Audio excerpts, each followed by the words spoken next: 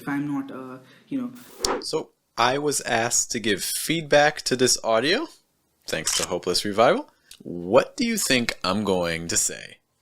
The sound that we're going to focus on is really the letter that we're going to focus on. T.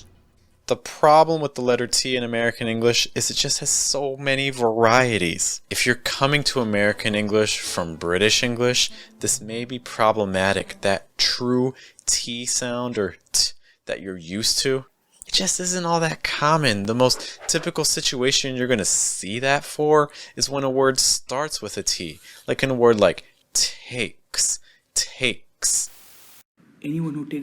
anyone who takes the only.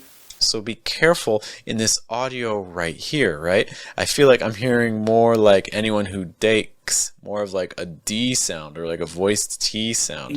Again, a more natural sound for this would be anyone who takes. This will also occur when the T starts a stressed part of a word, like untouched or intact. If only it were that simple and we could stop here, right? A T that's surrounded by vowel sounds, though, like in a word like city, or that comes before an L, like in little, or that comes after an R but before a vowel, like in 40, is going to become a fast D or flap T. That just means that you raise and lower your tongue very quickly. You don't even really need to make contact with the top of your mouth. Try saying these again. City, little, 40. Or how about this word?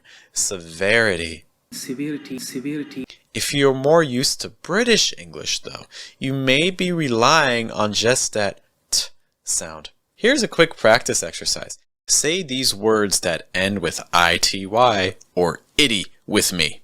Responsibility, activity, electricity, unity. We're not done though, and I'll prove it. How do you read this sentence? I entered the dental center. Did you sound like me? There are times when a T is going to disappear completely. This is the silent T, and it usually comes when you have an N plus a T combination. Again, dental, center, enter.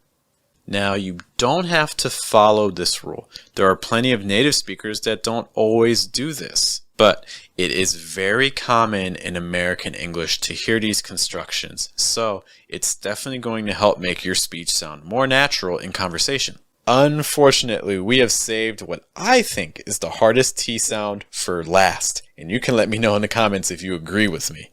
Let's demonstrate what it is first. See what sounds different between my version and this audio here. Pay special attention to our T's. An outright pessimist. An outright pessimist. An outright pessimist. An outright pessimist. The held T or stop T, or sometimes you'll even hear it called like a glottal T. It means a couple of things. First, this is not the same thing as just removing the T completely. To give you an example of this, listen to these words. Stay, state. The first word has no T at all. It's just S-T-A-Y, stay. But the second word, even though you don't hear the T, it has a held T sound. State. Again, stay, state. So, second, when you hold a T, you stop the breath from leaving your throat or your chest. You tighten things up. It's almost like you laugh and then you stop yourself like, try doing that. If you put your hand on your stomach when you do that, you can even feel your abs engage a little bit. They'll get a little tenser. However, there's a third key step. Make your vowel sounds a little bit shorter. Compare these commonly confused words. Can, can't, can, can't. Notice that I'm not just blocking the air. When I say can't, that vowel sound is also just a little bit shorter. These held sounds are extremely common when you have a T that appears after an N, like in a word like mountain or cotton. However, the most typical situation is when a word or a part of a word ends with a T sound and the next word starts with a consonant sound. I do think it means. Do think it means. I do think it means. Do think it means. Notice that there should be a held T sound between it and means. Or how about here again? An outright pessimist. An outright pessimist. An outright pessimist. An outright Again, pessimist. outright is going to have that held T sound between out and right. And then pessimist will end with that held T sound. Now you need to practice T sounds in different exercises in sentences, just like in this video here.